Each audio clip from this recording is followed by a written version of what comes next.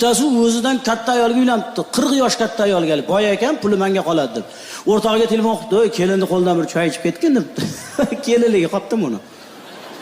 To'yda ham kelmading degan ekan, oshnam xafa bo'lmasin deb boribdi. Borsali kelin pashsha ham choyni qo'yib, "Yaxshi o'tiringlar" deb ketgan ekan. Va o'rtog'i ham og'zi ochilib qolibdi. Voy, bilib oldingmi, buni bilmay oldingmi? Bu xotining bu inangmi bu debdi. Yo'q, xotinim nima deyapsan desa, "Voy, durak." Shu kam. Qayerdan topding buni?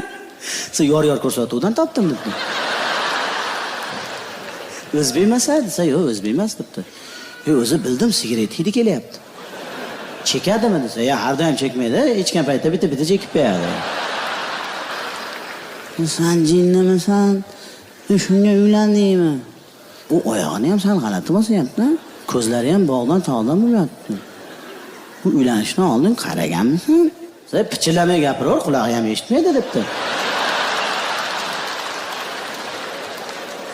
Hayotda ham bor-ku shunaqalar. Mana Maksim Galkin Alla Pugachovaga uylandi.